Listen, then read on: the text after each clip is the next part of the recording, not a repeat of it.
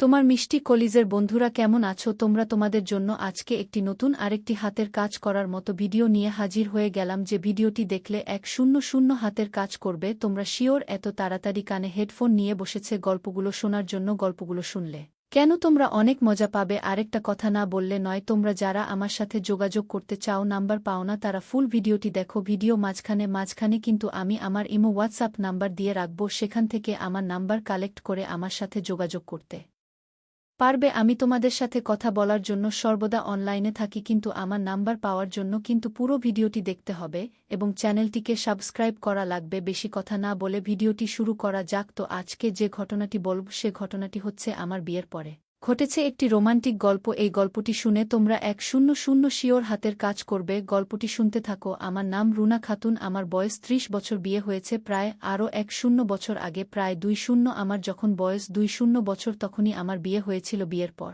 থেকে সংসার জীবনে আমি একদমই সুখে ছিলাম না, কারণ আমার স্বামী ছিল। স্বামী সবসময় বাহিরে থাকার জন্য, তার কাজের জন্য সে সময় বাইরে থাকত। আমার ওরকম কোনো কেয়ার করত না। তো যেহেতু কি আর করব, সবসময় কন্ট্রোল রাখতে চাইলেও রাখতে পারতাম না। তো হঠাৎ করে নিমু যে মনে নেমে আসে একটি কালো অধ্যায়। পাশে থাকা দেবরের সাথে ঘটেছে একটি রোমাঞ্চকর ঘটনা। আমার স্বামী যেহেতু বাসায় থাকে না, সেজন্য আমার মনের ভিতরে যে ওই জিনিসটা কাজ করতে, ওই জিনিসটা কাজের জন্য আমি একটা ভালো লোক খুঁজতেছিলাম যে আমার সাথে অ্যাডজাস্ট হয়ে আমার সাথে ভালোবাসা দান প্রদান করবে, কিন্তু এরকম কোনো লোক পাচ্ছিলাম না। দেখে হঠাৎ করে একদিন আমার এক পাশের বাসার দেবরের সাথে পরিচয় হয়। পরিচয় হওয়ার পর দেখতে পারিস দেখতে খুবই সুন্দর। আমার বয়স যত মোটামুটি মিডিল অবস্থায়, সে তো আমাকে দেখতে বেশ সুন্দর লাগত। সবসময় সাজগোজ করে থাকার চেষ্টা করতাম তাকে। সকালবেলা বের হয়ে যায়, সকালে আমার বাচ্চাকে নিয়ে স্কুলে যাওয়ার উদ্দেশ্যে যার উদ্দেশ্য হঠাৎ করে আমার দেবরের সাথে দেখা হয়ে যায়। তারপর আমাকে বলে, কোথায় যাচ্ছেন ভাবি? আমি বললাম, তোমাকে তো চিনতে পারলাম না। তখন আমার দেবর বলে যে,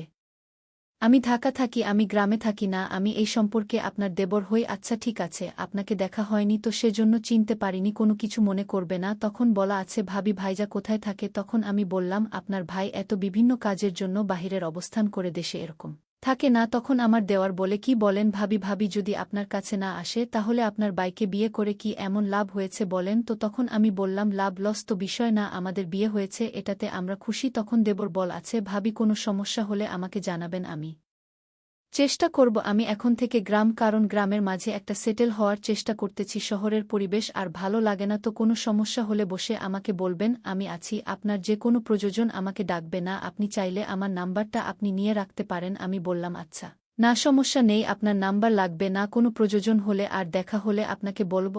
আমি তাকে স্কুলে যাও, আমার মেয়েকে স্কুলে যাওয়ার উদ্দেশ্য নিয়ে রওনা হয়ে যায়। স্কুলে যাওয়ার পর আমি বাহিরে বসে মোবাইল ফোনটিতে ছিলাম। হঠাৎ করে দেখি যে সেখান দিয়েও যাওয়ার ওখান দিয়ে আমাকে হঠাৎ করে দেখে দেখা ফেলার পর আমাকে স্কুলে এসেছি। তখন বলে, আপনার মেয়ের স্কুল ছুটি হবে কখন? তখন আমি বললাম যে মেয়ের স্কুল ছুটি হবে আর 1 ঘন্টা পরে। তখন আমাকে বলে, ভাবি এখানে বসে না থেকে চলুন আমরা হালকা নাস্তা করে আসি, আর আমার সাথে গেলে তো আপনাকে কেউ এরকম মাইন্ড করবে না। আমি তো আপনার সম্পর্কে দেবরই হই, দেবরের সাথে একটু ঘুরতেই পারেন। তো আমি বললাম, আচ্ছা ঠিক আছে চলেন তাহলে। এরকম সময় কাটানো হয় না আপনার বাইরে, যেহেতু বাসায় থাকে না সেজন্য আমি তার সাথে বাহিরে যাওয়ার জন্য বের হয়ে যাই যে তোমার মেয়ের স্কুল ছুটি হবে আরও 1 ঘন্টা পরে। ভাবলাম 1 ঘন্টা সময় বাহিরে কাটিয়ে আসি, কারণ বাহিরের সময় কাটাতে বসে আমার ভালো লাগে, কিন্তু এরকম সময় আমার হয় না, যেতে সময় হয় না। যেহেতু আজকে সে আমাকে নিয়ে ঘুরতে চেয়েছে, তা আমি তার কথা না রেখে না পেরে আমি তার সাথে চলে যাই। সে আমাকে একটা রেস্টুরেন্টে নিয়ে যায়, নিয়ে গিয়ে আমাকে বলতে লাগে, ভাবি আপনার যেটা মনে চায় সেটা খেতে থাকেন, কোনো বাধা নেই। এখানে হোটেলে যে লোক আছে, লোক আমার বন্ধু, আমার বন্ধুরই হোটেল ধরতে পারেন আপনি। তো আপনার যেটা মন চায়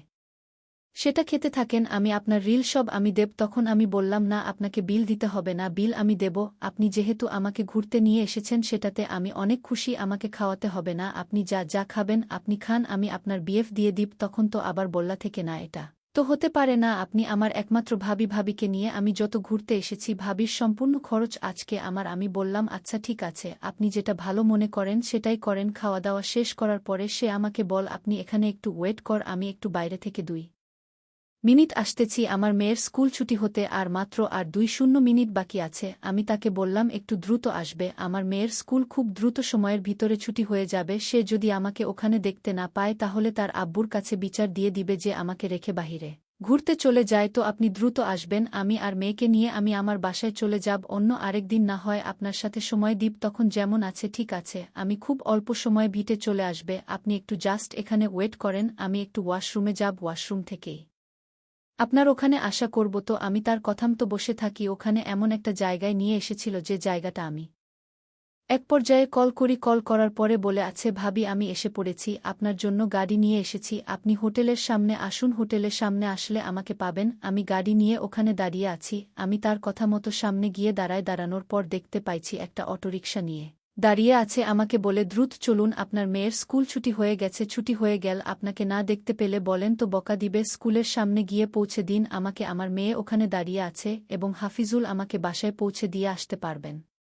ওইদিকে আমার দেবর গাড়ি ভাড়া সবকিছু দিয়ে রেখেছে, অটোওয়ালা মামাকে যেত অটল আমাকে দিয়ে এসেছে, দেবর আমাকে বলা আছে, ভাবি তাহলে আপনি যান, কালকে আপনার সাথে কথা হবে, ঠিক আছে মনে করে কল দিয়েন, তখন দেওয়ার পর আচ্ছা ঠিক আছে অবশ্যই কল দিবা, রাত্রে আপনাকে হোয়াটসঅ্যাপে নক দিব, হোয়াটসঅ্যাপে নক দিলে কথা বলতে পারব, তখন আমি বললাম হ্যাঁ আমার হোয়াটসঅ্যাপ অন আছে, আপনি আমার হোয়াটসঅ্যাপ এ কথা বলতে পারবেন, সমস্যা নেই, আপনি যেভাবে চান সেভাবে কথা বলব রাতে, আর আমার মেয়ে ঘুমাতে ঘুমাতে অনেক রাত করে ফেলে, যার জন্য আমি যখন ফ্রি হব তখন আপনাকে কল দিব, আপনি আমাকে মেসেজ করবেন, সমস্যা নেই। তখন আমার দেবর বলে আছে, ঠিক আছে ভাবি আজকে রাতে একটু আমাকে ভালোবাসা দিয়েন, তো আমি বললাম ভালোবাসা দিব মানে আমি আপনাকে কেমনে ভালোবাসা দিব, এখন দেওয়ার বেলাতে ভাবির কাছ থেকে কি দেবররা ভালোবাসা পায় না, ভাবির কাছ থেকে তো জেবরা প্রকৃত ভালোবাসা পেয়ে থাকে। আমি বললাম আপনি কোনো ভালোবাসার কথা বলতেছেন সেটা আমি ক্লিয়ারলি ভাবে বুঝতে পারতেছি না, হাফিজুর কথাবার্তাগুলো একটু ক্লিয়ার করে বলেন তাহলে আমার বোঝার সম্ভব হবে, আপনি এরকমভাবে কথা বললে আমি কোনো কিছু বুঝতে পারি না,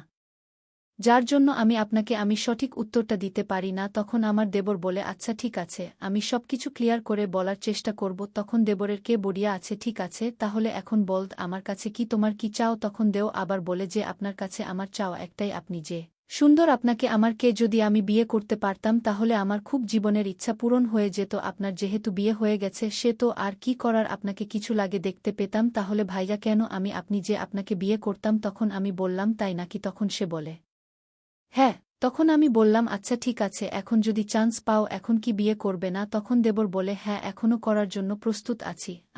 আমি আমার দেবরের সাথে আস্তে আস্তে ফ্রি মাইন্ডে কথা বলার চেষ্টা করতে থাকি, দেবরকে বলে দেখো আমাদের বিয়ে হয়েছে ঠিকই কিন্তু আমরা কিন্তু প্রকৃতপক্ষে সুখী না, তখন আমার এই কথাগুলো দেবর বুঝতে আর বাকি রইল না যে আমরা কোনো অর্থে সুখী না, যেহেতু সুখী না তারপর আমাকে বলে আছে ভাবি কোনো যেতেও যে কারণে সুখী না এই কারণটা তো আপনি আমার সাথে শেয়ার করতে পারেন, আমি যেহেতু এখনও বিয়ে করি না, আপনার বিয়ে হয়েছে সে জন্য ভালো একটা ছেলে, আমি আমার কাছে তুই বিষয়গুলো শেয়ার করে আপনি ভালো থাকতে পারেন, তখন আমি বলি ভালো থাকার তো ইচ্ছা করেই কিন্তু মানুষ জানাজানি হয়ে যায় তাহলে তো অন্য কোনো কিছু ভেবে নিবে, যার জন্য আমি কারো সাথে এই বিষয়গুলো শেয়ার করতে চাই না, তো তোমাকে অনেক কথাই বলে ফেলেছি প্লিজ তুমি কোনো মাইন্ড করো না, আমি আসলে প্রকৃতপক্ষে সুখী না, কারণ বয়স যে বয়সটা হয়েছে এই বয়সেই ভালোবাসা পাওয়ার সময়, আর ভালোবাসা পাওয়ার সময় যদি ভালোবাসা না পাওয়া যায় তাহলেই জীবনে কোনো সুখ বলতে কোনো অপশন থাকে না, তো আমিও একটা অসুখী মানুষ, আমি আর জীবনে কোনো সুখ বলতে কোনো অপশন নেই, যাকে বিয়ে করেছি সে শুধুমাত্র টাকা চিনে, টাকা ছাড়া অন্য কোনো কিছুর দিকে সে মনোযোগী দিতে পারে না। তখন আমার দেবর বলতে থাকে জি ভাই অবশ্যই এটা আপনার সাথে খারাপ কাজ করতেছে, সে আপনার মতো সুন্দর একটা বুকে রেখে বাহিরে এতদিন সময় কেমনে সেটা আমার বুঝে আসে না, আমি চেষ্টা করব ভাইয়ের সাথে আপনাকে যোগাযোগ করিয়ে দেওয়ার জন্য। তো আমি বললাম আচ্ছা ঠিক আছে তুমি যোগাযোগ করিয়ে দিতে পারো, সমস্যা নাই, সে এগুলা বিষয় হয়তো শুনলে অনেক রাগারাগি করবে, তুমি এগুলা বিষয় বলো না প্লিজ, আমি তার সাথে কথা বলিনি, ও পার্সোনালি ভাবে কথা বলা নিয়ে বসে জন্য আমি বলি আচ্ছা ঠিক আছে আজকের মতো ঘুমাও তাহলে কালকে কথা হবে। কালকে যখন আবার সকালবেলা স্কুলের উদ্দেশ্যে বের হয়ে যায়, স্কুলের উদ্দেশ্যে বের হয়ে যাওয়ার পর তার সাথে আবার দেখা হয়ে যায়, দেখা হয়ে যাওয়ার পরে বলে ভাবি কালকে রাতে তোমাকে ভালোবাসা যেটুকু দিয়েছেন আমার অবস্থা তো অন্যরকম হয়ে গেছে, আমার মনের মাঝে শুধু আপনাকেই চাচ্ছে। আমি বললাম আপনাকে তো আমি কোনো ভালোবাসাই দেইনি, এই ভালোবাসাতে যদি এতটুকু যা হয়ে যায় তাহলে আমার সবকিছু দিয়ে দেই, তাহলে তো তুমি মনে হয় না যার জীবিত থাকবে, এখন মনে হয় মারা যাবে। তুমি আমার কথাগুলো শুনে দেবর হাসতে হাসতে বলে আছে ঠিক আছে ভাবি তাহলে যান, একটু পরে দেখা হচ্ছে, হ্যাঁ আমি একটু সামনে যাব, আর আপনার স্কুল ভালোবাসা আমাকে বলবেন, স্কুল ফাঁকা হলে অবশ্যই বলবেন, আমি আপনাকে নিয়ে আজকেও ঘুরতে যাব। তো আজকে আমি মনে মনে ভাবতে থাকি আজকে যদি ঘুরতে যায় তার সাথে একটা যে কোনো কাজে লিপ্ত হবে আমি, কারণ এই লিপ্ত হওয়ার বিশ্বাসটা আমার খুব আগ্রহ ছিল, কারণ যেহেতু এই কাজগুলোর সাথে অনেক দিন যাবত জড়িত ছিলাম না। এই কাজগুলো বিয়ে হওয়ার কিছুদিনই আমার স্বামীর সাথে হয়েছিল, তাছাড়া অনেক দিন যাবত এইগুলো কাজগুলো আমার একদমই ভালো লাগতেছিল। এগুলার জন্য তো তার সাথে দেখা হয়ে যায়, দেখা হয়, তারপর আমরা দুজনে মিলে একটা হোটেল নিয়ে নিই। হোটেল নিয়ে যাওয়ার পর যাত্রার সাথে আমার যেগুলো চলার ওইগুলা চলতে থাকে, তার সাথে এগুলো সময় কাটানোর অবস্থায় হঠাৎ করে আমার মেয়ে সব কিছু দেখে ফেলার পর তার বাবাকে বলে দেওয়ার পর আমাদের মাঝে সম্পর্কে বিচ্ছেদ চলে আসে। আমি আমার দেবরকে বলি যে তুমি কি তাহলে আমাকে বিয়ে করবে? এখন তখন ওই দেবর বলে, না, আমি তার থেকে বিয়ে করতে পারব না, আপনার তো অলরেডি একটা বিয়ে হয়ে গেছে যে আপনাকে আমি কেমনে বিয়ে করব? তো তার এই মুখে এই কথাটা শুনতে পেরে আমার মাথার উপর আকাশ ভেঙে পড়ল, যার জন্য আমার এরকম অবস্থা হলো। সেই আজকে আমাকে ছেড়ে চলে যেতে যাচ্ছেন, এরকমভাবে কিন্তু জীবনের একটি কালো অধ্যায় আমার জীবনে নেমে এসেছিল। তো বন্ধুরা, ভিডিওটি কেমন লাগে অবশ্যই কমেন্ট করে জানিয়ে দিবা। সে পরবর্তীতে নতুন আরও কোনো ইন্টারেস্টিং গল্প নিয়ে। তো ভালো থাকবে সবাই। ধন্যবাদ।